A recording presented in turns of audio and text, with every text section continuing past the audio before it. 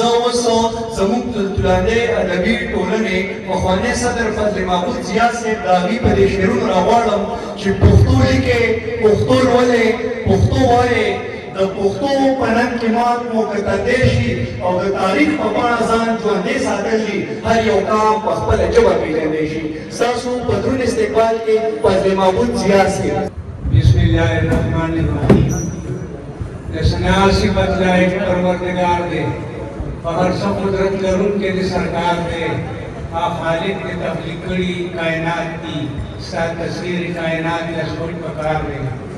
د ټولو نه مخکې زه د دې پروګرام صدر عباسین یوسفزي صاحب ته او مشر مېلمه ته یو دوه شعر ډالۍ کوم چې نوي فکرونو ته د مېړانې پیوندونه ګڼي، څوک چې په مینه د نفرت سرې زخمونه ګڼي. نوي فکرونو ته د مېړانې پیوندونه ګڼي، څوک چې په مینه د نفرت سرې زخمونه ګڼي. داسې انسان د قدر وړ د احترام قابل وي چې د شعور په ترشېدلي ګریوانونه ګڼي. یو دوه شعره زمونږ هېڅ یو څیزونه کړه بې د زیانه بیه، مونږ اوړه چیني هر څه اخلو په ګرانه بیه. زمونږ ماینونه مادینیات سامراج په زور قبضه کړي، زمونږ سرونه هم پر خرڅ کړ مردانه بیه. دا ته ټرینر باندې امن مشاعره لیکلې ده، نومونه پکې د امن یو ټول نظم وویل شو. نن بیا ټوله نړۍ کې، نن بیا ټوله نړۍ کې تباهي ده، شر شور دی، د امن د کونترې په وزرو پورې اور دی. عجبه شیطاني ده ودرولې رور ترور دی، د امن د کونترې په وزرو پورې اور دی.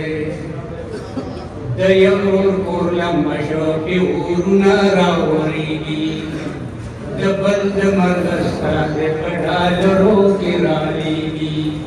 په دواړو د بارودو تور د غم سورې راخور دی، د امن د کونترې په وزرو پورې اور دی.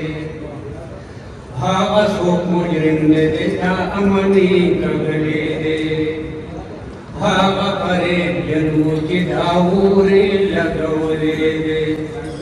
د اور سره لوبېږي د ډالر جنون پې سور دی، د امن د کونترې په وزرو پورې اور دی.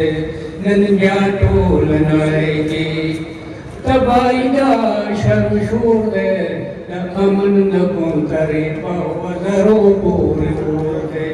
شوې پاتې خویندې میندې مې په جوړو او سرو کې، بچی د سوات پنیر می د بارودو په لوګو کې. په کوم ګناه کړېږي هر ژوندی په غم نسکور دی، د امن د کونترې په وزرو پورې اور دی. توبه ایستل پکار ده د اغیارو د دوستی نه، د خیر څه تمه نشته د بارودو د کفنۍ نه.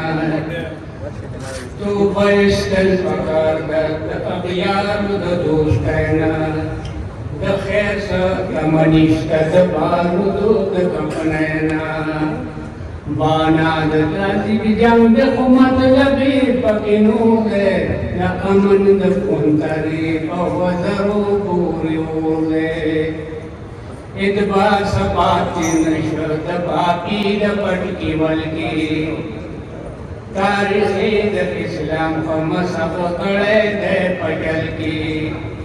ان ختمیږي فرقو کې جوړ د دین راته پیغور دی، د امن د کونترې په وزرو پورې اور دی. مونږ په خپل میدان کې تل زرکله جنګ ګټلی دی، مونږ په پردي جنګ کې همیشه تاوان موندلی دی. مونږ په خپل میدان کې تل زرکله جنګ ګټلی دی، مونږ په پردي جنګ کې همیشه تاوان موندلی دی. پښتونه دا د چل د جنګ یوازې ستا په کور دی، د امن د کونترې په وزرو پورې اور دی. मख के खपल कड़े उसका पुख्तुन से कंगले दे मख के खपल कड़े उसका पुख्तुन से कंगले दे जंग सरमाई है खामखा पता तपले दे जियानन पदे खौरद अगयार कसम सूर दे अमन दुकुन तरे पवतरू पूर्योर दे नन ब्याटो लनरायकी तबाइदा शरशूर दे अमन दुकुन तरे पवतरू पूर्योर दे